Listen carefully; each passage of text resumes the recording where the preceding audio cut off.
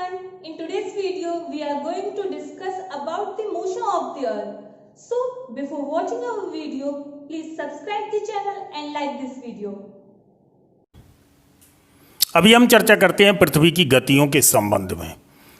पृथ्वी की गतियां दो प्रकार की होती हैं, एक घूर्णन गति यानी रोटेशन या दैनिक गति भी कहते हैं, दूसरी परिक्रमण गति रिवॉल्यूशन यानी वार्षिक गति कहते हैं।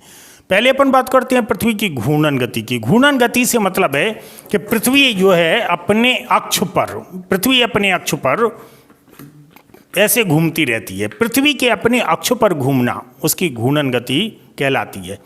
घूर्णन गति यहाँ पे जब पृथ्वी अपने अक्ष पर घूमती है तो दिन और रात की स्थिति बनती है। पृथ्वी का जो हिस्सा सूरज के सामने होता है वहाँ पे दिन होता है और उसके जस्ट अपोजिट वाले हिस्से में रात होती है। दिन और रात की स्थिति के बारे में बात करते हैं तो दिन और रात लगभग 24 घंटे का होता है। पृथ्वी का अपने एक स्थान से चल के अपने पुनः उसी स्थान पे आ जाना, अर्थात 12 घंटे का दिन 12 घंटे की रात मान सकते हैं, लेकिन हमेशा ऐसा होता नहीं है। हमेशा इसलिए नहीं होता है क्योंकि पृथ्वी अपने अक्ष से 23.5 डिग्री पर झुकी हुई है और अगर सूर्य उत्तरायण की स्थिति में होता है तो उत्तर में दिन बड़े होते हैं, रातें छोटी होती हैं। उसी समय दक्षिण में दिन छोटे होते हैं, रातें बड़ी होती हैं। क्यों होती हैं ये मैं आपको आगे बताऊंगा। अगर हम पहले बात करते हैं पृथ्वी की घूर्णन गति यानी रोटेशन के बारे में तो इसको हम लेते हैं कि सबसे पहले नक्षत्र दिवसों को देखते हैं। नक्षत्र दिवस क्या होता है? देखो आपने पढ़ा होगा कि नक्षत्रों के बारे में तो लगभग 27 नक्षत्र होते हैं। मतलब हम जो हिंदी कैलेंडरों की बात करते हैं, हिंदी कैलेंडर में बात करते हैं तो आपने देखा होगा कि पूर्णिमा होती है, अमावस्या होती है और पूर्णिमा अमावस्या के बीच में कुछ दिन होते हैं, यानी 27 दिन 7 घंटे का हमारा जो है ना एक महीना होता है हिंदी कैलेंडर का। क्यों? क्योंकि 27 दिन 7 घंटे और 43 मिनट में चंद्रमा जो है ना पृथ्वी की एक परिक्रमा कर लेता है और चंद्रमा को आधार बना के ही हमारे जो है ना जितने संवत यानी कैलेंडर बने हुए हैं वो हमारे सारे के सारे कैलेंडर चंद्रमा को आधार बना के ही बनाए गए हैं। जबकि हमारा ग्रेगोरियन कैलेंडर जो जनवरी फरवरी मार्च वाला ये सूर्य को आधार बना के बनाया गया है, इसलिए पूरे वर्ल्ड पे इंप्लीमेंट हो जाता है। जबकि जो चंद्रमा पे आधारित होकर जितने भी देशों में ये कैलेंडर बने हुए हैं वो केवल उन्हीं देशों के संदर्भ में वैलिड होते हैं, दूसरे देश के संदर्भ में वो वैलिड नहीं होते हैं। इसलिए हमें एक अंतर्राष्ट्रीय कैलेंडर की आवश्यकता पड़ी थी और ये सूर्य को बेस बना के फिर हमने एक अंतर्राष्ट्रीय कैलेंडर का निर्माण किया और फिर उसको हमने पूरे दुनिया में इंप्लीमेंट किया। और फिर हमने कहा, जो खगोल शास्त्री हैं बुद्धिजीवी हैं, उन्होंने कहा आप अपने देश में किसी भी कैलेंडर को चलाइए लेकिन वैश्विक संदर्भ में आपको ग्रेगोरियन कैलेंडर को अपनाना पड़ेगा, because it is the based on the sun. ये सन के और पृथ्वी के चारों ओर उसकी परिक्रमा करने की गति पे आधारित है। अगर नक्षत्र दिवसों की बात करते हैं तो जैसे ये पृथ्वी है, अब पृथ्वी के संदर्भ में अगर भारत के संदर्भ में हम देखते हैं, भारत के संदर्भ में ये है और पृथ्वी अपने अक्ष पर 23.5 डिग्री झुकी हुई है तो स्वाभाविक है आसमान में जो नक्षत्र होते हैं, जो तारे हैं, उनको हमने एक नक्षत्र मान लिया।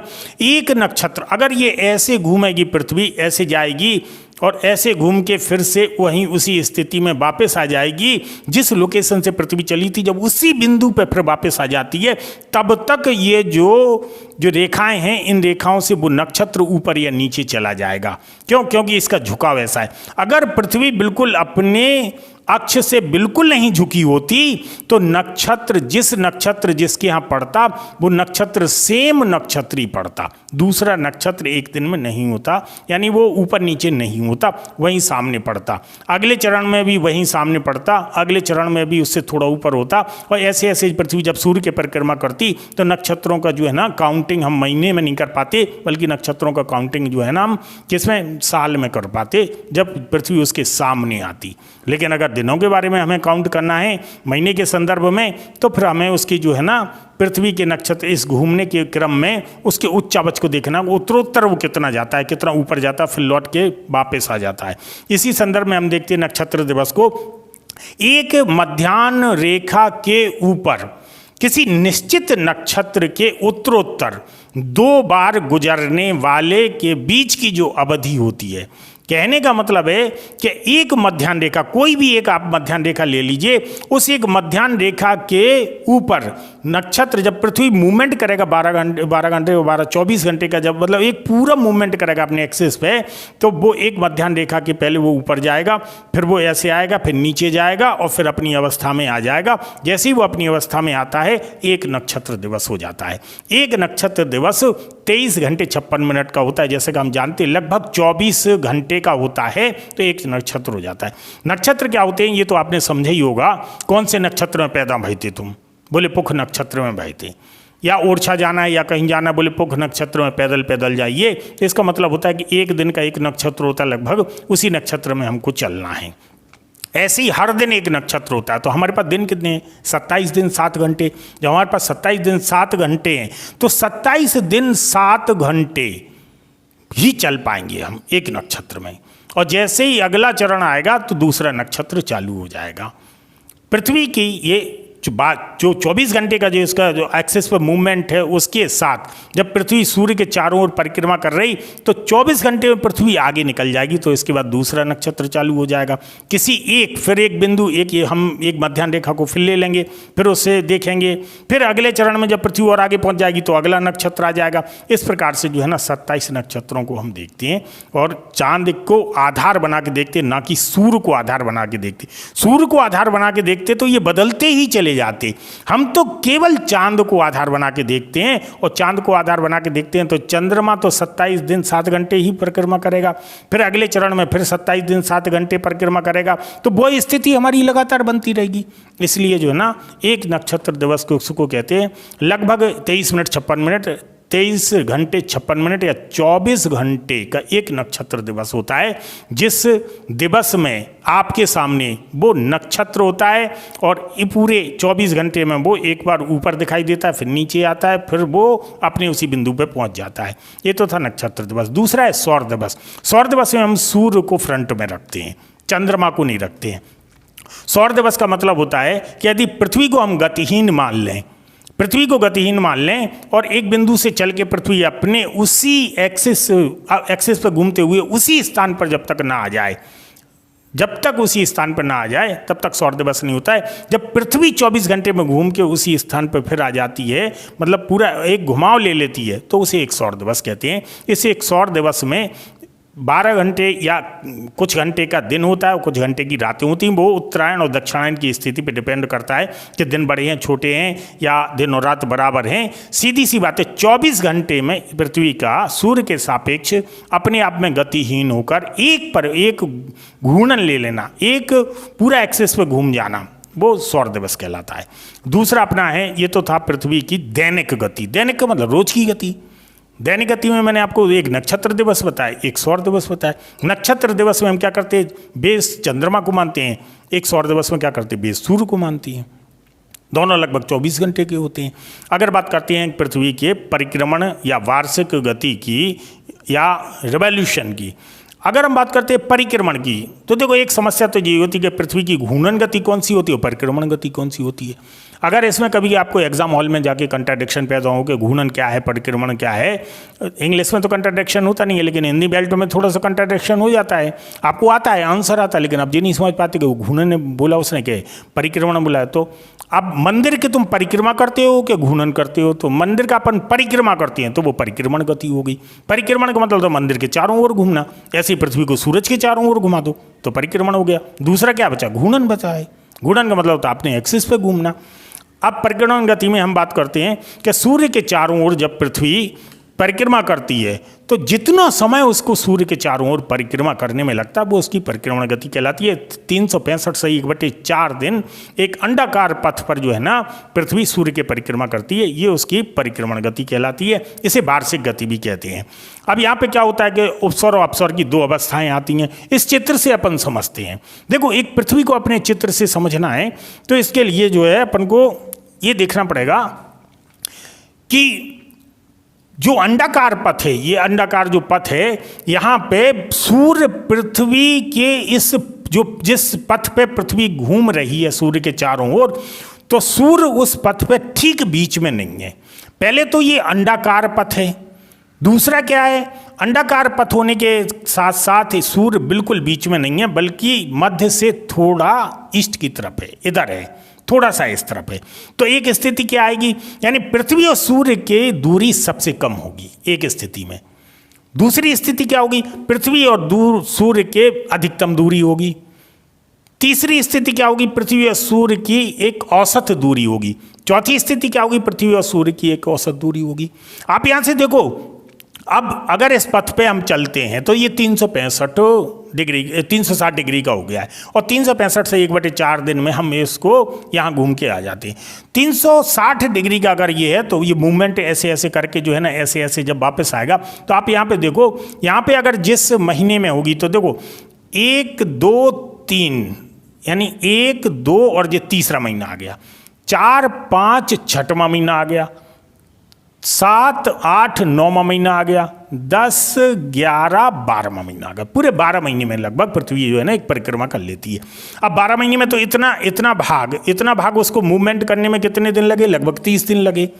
औसत अपन 30 दिन का लेके चलते, तो इतना मूवमेंट में 30 दिन लगे, इतना मूवमेंट में 30 दिन लगे, इतना मूवमेंट में 30 दिन लगे। तो डिपेंड करता है कि टोटल घूमने में कितने 12 दिन लगे हैं, टोटल घूमने में 12 महीने लगे हैं। 12 महीने में हम एक एक दिन का अगर देखते हैं कि एक दिन में पृथ्वी कितना चलती है, तो देखो पृथ्वी की अपनी गति जो है ना 29.8 किलोमीटर पर सेकंड की होती है। अगर हमारे पास इस हिसाब से अगर हम एक सर्किल का एक वो पाथ निकालें, हमारे पास रेडियस मिल जाएगी, हमारे पास चाल मिल गई है, और हमारे पास जो है ना एक परिक्रमण पथ का वे भी मिल गया है। अगर इन सबको हम कैलकुलेट करते हैं तो हमें एक मिनट का निकल आता है। 1 डिग्री बराबर 4 मिनट, 1 डिग्री बराबर 4 मिनट, तो 60 मिनट बराबर, तो 60 का मल्टीपल कर दो 4 में, तो 1 घंटा हो गया। 24 घंटे बराबर 24 का मल्टीप्लाई कर दो उसमें, तो 1 दिन का निकल आया। एक दिन में कितना डिस्टेंस चला, मैंने आपको बताया 29.8 किलोमीटर पर सेकंड चलती है, पर सेकंड में परिक्रमा करती है। इस हिसाब से अपन 1 मिनट का भी परिक्रमा लगा लेंगे, 1 मिनट में पृथ्वी कितनी चल गई। फिर इसके बाद जो है ना 60 मिनट में पृथ्वी कितनी चलेगी, फिर इसके बाद 60 मिनट के बाद जो है ना 24 घंटे में पृथ्वी कितनी चलेगी, तो 1 दिन का अपना निकल आएगा। फिर 30 दिन में पृथ्वी कितनी चलेगी, तो 1 महीने का कैलकुलेशन निकल आएगा। 30 दिन के बाद 3 महीने में कितनी चलेगी, तो यहाँ तक का कैलकुलेशन निकल आएगा। अगले 3 महीने का, अगले 3 महीने का, अगले तो 12 महीने में कितना चला, तो ये भी कैलकुलेशन निकल आएगा।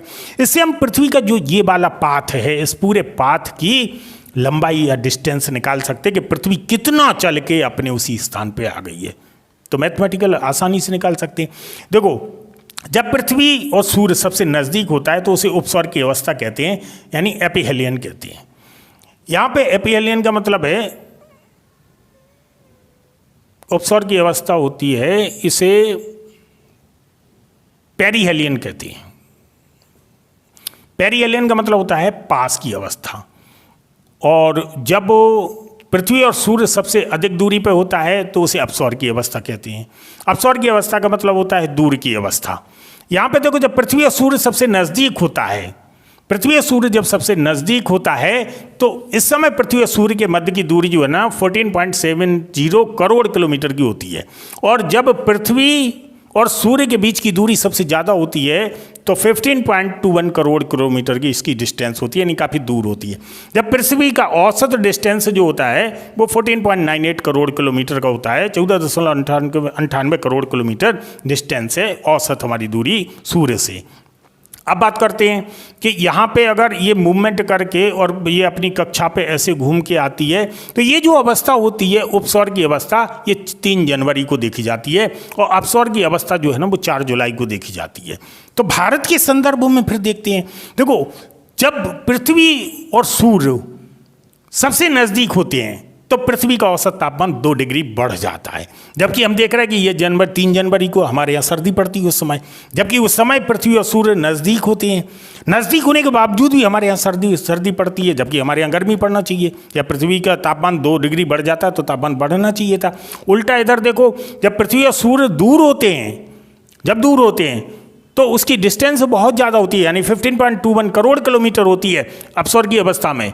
और यहाँ पे देखो 4 जुलाई को पड़ता है, तो 4 जुलाई को जो है ना हमारे यहाँ जो है ठंडक होती है, यानी बरसात के दिन होती है। ऐसी अवस्था में फिर एक समस्या उभर के सामने आई कि जब पृथ्वी पास में होती है तो हमारे यहाँ जो है ना वो सर्दी पड़ती है, और जब पृथ्वी दूर होती है हमारे यहाँ गर्मी। ये उत्तरायण और दक्षिणायन की स्थिति होती है। जब जब हमारे यहाँ सर्दी पड़ती है, 3 जनवरी को हमारे यहाँ ठंडक लगती है, उस समय जो सूर्य दक्षिणायन में चमकता है, दक्षिण की ओर होता है, इसलिए सूर्य की प्रकाश की किरणें हमें तिरछी मिलती हैं। पृथ्वी के जो क्लाइमेट में किरणें मूवमेंट करके आती हैं तो वो अपनी काफ़ी एनर्जी खो देती हैं और हमारी अब किरणें तिरछी पड़ती हैं, इसी कारण से हमें सर्दी महसूस होती है। जबकि पृथ्वी का औसत तापमान 2 डिग्री बढ़ जाता है, लेकिन भारत के संदर्भ में अगर देखा जाए तो भारत के संदर्भ में उस समय सर्दी होती है, क्योंकि सूर्य के प्रकाश की किरणें जो है ना वो कर्क रेखा पे जो है ना तिरछी पड़ती हैं अधिकतम।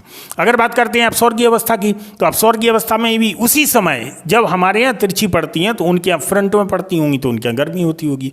अब अगर बात करते हैं कि जुलाई में जो है ना भारत के संदर्भ में देखा जाए तो जुलाई में भारत के संदर्भ में क्या होता है, जुलाई में भारत के संदर्भ में गर्मी पड़ती है, जबकि पृथ्वी का औसत तापमान 2 डिग्री गिर जाता है, 2 डिग्री सेल्सियस गिर जाता है। इसका मतलब क्या, यहाँ पे ठंडा होना चाहिए था, लेकिन हमारे यहाँ अपेक्षाकृत गर्म होता है। तो कारण वही होता है कि जुलाई के महीने में जो सूर्य के प्रकाश की किरणें होती हैं, वो सूर्य के प्रकाश की किरणें यानी सूर्य उत्तरायण में चमकता है, तो प्रकाश की किरणें हम तक जल्दी पहुंच जाती हैं, इसी कारण से हमें गर्मी महसूस होती है। ये तो हुआ था आपका पृथ्वी का जो दैनिक गति है और अपने एक्सेस पे घूमना और पृथ्वी के सूर्य के चारों ओर घूमना, ये सूर्य तथा पृथ्वी के सापेक्ष की स्थिति को बताया गया है। दूसरे चरण में हम देखते हैं, दूसरे चरण में यहाँ पे देखते हैं पृथ्वी पर दिन और रात का बनना या दिन और रात की स्थिति कैसी होती है। देखो मैं आपको बताऊं, पृथ्वी पे दिन और रात की स्थिति होती है, जैसे ये मान लो पृथ्वी है तो सूर्य के प्रकाश की किरण जो है ना कर्क रेखा पे परपेंडिकुलर आ रही है, सीधी चमक रही है कर्क रेखा पे। जब कर्क रेखा पे सीधी चमक रही है तो हम कर्क रेखा पे हैं, हम भारत के संदर्भ में देखते हैं तो हम तो ऊपर हैं। अब कर्क रेखा पे जब सीधी चमकेगी तो प्रकाश की किरण सीधी आ जाएगी। तो हमारे यहाँ जो बनेगा, हमारे यहाँ दिन बड़े होंगे, रातें छोटी होंगी, क्योंकि सूर्य के प्रकाश की किरण जल्दी आ जाएगी। दिन बड़े होंगे और परपेंडिकुलर पड़ रही, दिन बड़े होंगे और रातें छोटी होंगी। इसी समय दक्षिणी गोलार्ध में अगर हम देखते हैं तो सूर्य के प्रकाश की किरण तिरछी जाएगी, उनके यहाँ सर्दी होगी, मकर रेखा पे उनके यहाँ सर्दी होगी और वहाँ पे क्या होगा, दिन छोटे होंगे, रातें बड़ी होंगी। अगर इसी संदर्भ में हम देखते हैं दूसरी स्थिति को देखते हैं तो जब सूर्य के प्रकाश की किरण मकर रेखा पे परपेंडिकुलर पड़ रही हूँ यानी सीधी पड़ रही हूँ, तो उस समय उनके यहाँ गर्मी होगी, क्योंकि सूर्य के प्रकाश की किरण जल्दी पहुंच जाएगी, उनके यहाँ गर्मी होगी, दिन बड़े होंगे, उनके यहाँ रातें छोटी होंगी। उसी समय उत्तरी गोलार्ध में यानी इंडिया के संदर्भ में दिन छोटे होंगे और रातें बड़ी होंगी। और अगर पृथ्वी के सूर्य के प्रकाश की किरण पृथ्वी के भूमध्य रेखा पे पड़ रही है, तो परपेंडिकुलर सीधी भूमध्य रेखा पे पड़ रही, तो दोनों गोलार्धों पे समान तिरछी किरणें जाएंगी। और ऐसी अवस्था में जब दोनों गोलार्धों पे समान तिरछी किरणें जाएंगी, ऐसी अवस्था में दोनों गोलार्धों पे 12 घंटे का दिन और 12 घंटे की रात होगी, यानी दिन और रात समान होगी। अब सवाल उठता है कि ये कब स्थिति होती है। देखो जैसा कि इसमें समझाया गया है कि 22 दिसंबर को सूर्य के प्रकाश की किरण जो है ना वो मकर रेखा पे पड़ती है। मकर रेखा पे पड़ती है तो इसका मतलब क्या होता है कि दक्षिणी गोलार्ध में उस समय गर्मी होगी और दिन बड़े होंगे, रातें छोटी होंगी। उसी समय उत्तरी गोलार्ध में सर्दी होगी, दिन छोटे होंगे और रातें बड़ी होंगी, क्योंकि सूर्य के प्रकाश की किरण उत्तरी गोलार्ध में तिरछी पड़ रही होगी। अब दिसंबर से लेके आओ तो जनवरी, फरवरी, मार्च यानी 21 मार्च को सूर्य के प्रकाश की किरण जो है ना वो अब परपेंडिकुलर इक्वेटर पे पड़ेगी, यानी भूमध्य रेखा पे पड़ेगी। भूमध्य रेखा पे जब 21 मार्च को पड़ेगी तो उस समय दिन और रात दोनों गोलार्धों पे बराबर होंगे, यानी 12 घंटे का दिन होगा, 12 घंटे की रात होगी। फिर इसके बाद 3 महीने और ऊपर चढ़ते हैं तो 21 मार्च से अप्रैल, मई और जून यानी 21 जून को सूर्य के प्रकाश की किरण कर्क रेखा पे पड़ती है। कर्क रेखा पे जब सूर्य के प्रकाश की किरण पड़ेगी तो उस समय उत्तरी गोलार्ध में दिन बड़े होंगे, रातें छोटी होंगी, यानी 21 मार्च को कर्क रेखा पे पड़ती है। 21 जून के बाद जुलाई, अगस्त, सितंबर यानी 23 सितंबर को फिर जो है ना सूर्य के प्रकाश की किरण जो है ना भूमध्य रेखा पे पड़ेगी और भूमध्य रेखा पे उस समय दिन बड़े और रातें छोटी होंगी। आप मेरी बात को समझ गए। आपको केवल ये डिफाइन करना था, 3-3 महीने के स्टेप में आप उसे ऊपर ले जाते, 3-3 महीने के स्टेप में नीचे ले आते। अगर आप 21 मार्च को एक केंद्र बिंदु मान लेते हैं कि भूमध्य रेखा पे है, तो मार्च से अप्रैल, मई, जून उत्तर की ओर ले आओ, जुलाई अगस्त सितंबर, 23 सितंबर ले आओ, फिर बीच में आ गए अपन। अक्टूबर नवंबर दिसंबर, 22 दिसंबर को दक्षिण में पहुंच गए। जनवरी फरवरी मार्च फिर आ गए वहीं पे। इस संदर्भ में हम सूर्य के उत्तरायण और दक्षिणायन की स्थिति को देखते हैं। अगर हम इसकी बात करते हैं उत्तरी ध्रुव और दक्षिणी ध्रुव की, और यहाँ पर बात करते हैं कि पृथ्वी पर दिन और रात की स्थिति कैसे बनती है। सूर्य के सामने जो पृथ्वी का हिस्सा होता है वो दिन होता है। सूर्य के पीछे जो पृथ्वी का हिस्सा होता है, पृथ्वी के पीछे जो सूर्य का प्रकाश नहीं पहुँचता है, वहाँ पर रात होती है। जैसे जैसे पृथ्वी पश्चिम से पूरब की ओर घूमती है, जो हिस्सा सूर्य के सामने आता जाता है वहाँ दिन होता जाता है, और जो हिस्सा पीछे चला जाता है वहाँ पर रात होती चली जाती है। और 24 घंटे में ये प्रक्रिया चलती रहती है। सूरज का डूबना, सूरज का उगना हमारे संदर्भ में है। सूरज तो हमेशा ही उगा रहता है, हमेशा प्रकाशित होता है। हमारे पृथ्वी के जिस भौगोलिक क्षेत्र पे अंधेरा आ जाता है उसे हम मान लेते हैं कि रात हो गई। जिस भौगोलिक क्षेत्र पे उसका प्रकाश पड़ता है उसे हम मान लेते हैं कि दिन हो गया।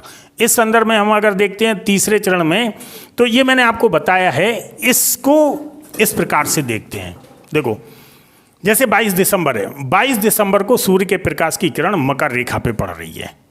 यहाँ से अब ये चलेगा, मकर रेखा पे पड़ रही, तो फिर दिसंबर से जनवरी फरवरी और मार्च। देखो 22 दिसंबर से जनवरी फरवरी और मार्च इस टाइप से चलना है। मार्च यानी 21 मार्च को ये स्थिति बनती है। अप्रैल मई जून को ये स्थिति बनती है। जुलाई अगस्त सितंबर को ये स्थिति बनती है। अक्टूबर नवंबर दिसंबर को ये स्थिति बनती है। यहाँ पे हम ऐसे देखते हैं, अगर हमने 21 मार्च लिया, 21 मार्च को सूर्य के प्रकाश की किरण परपेंडिकुलर जो है ना इक्वेटर पे पड़ रही है। इक्वेटर पे पड़ रही है, तो इस समय जो है ना क्या होगा। अब देखो, मार्च से हम कहाँ की ओर जा रहे हैं? अप्रैल मई जून की ओर जा रहे हैं। इसे हम कहते हैं ग्रीष्म बसंत।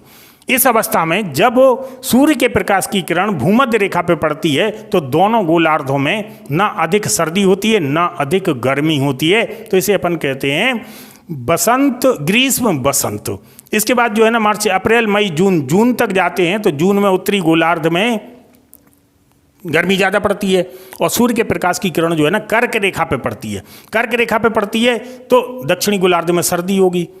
इसके बाद जो है ना आगे चलते हैं, तो जुलाई अगस्त सितंबर, 23 सितंबर को सूर्य के प्रकाश की किरण फिर इक्वेटर पर पड़ेगी। इक्वेटर पर पड़ेगी तो अब देखो किस ओर जा रहे हैं। ये गर्मी आ गई थी, गर्मी से हम फिर सर्दियों की ओर जा रहे हैं, तो ये कौन सा होगा? शीत बसंत होगा। शीत बसंत मतलब यहाँ पे जो है ना शरद बसंत, ये ऑटोमन कहलाता है।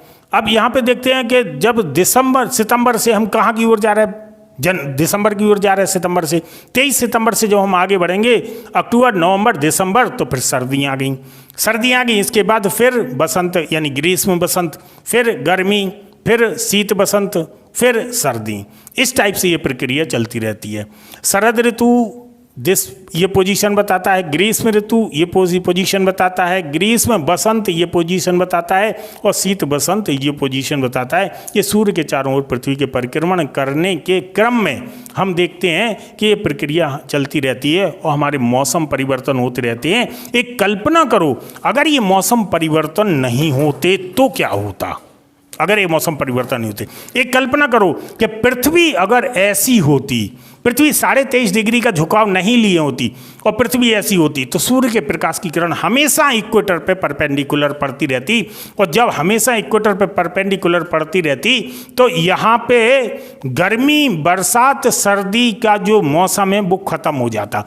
जब गर्मी सर्दी बरसात का मौसम ही खत्म हो जाता तो इक्वेटर पे जो है ना हमेशा जीवन पर्यंत अरबों खरबों सालों तक इक्वेटर पे ताप ज़्यादा होता, वर्षा ज़्यादा होती, और उत्तरी और दक्षिणी गोलार्ध में ताप कम होता हमेशा, तो वर्षा नहीं होती।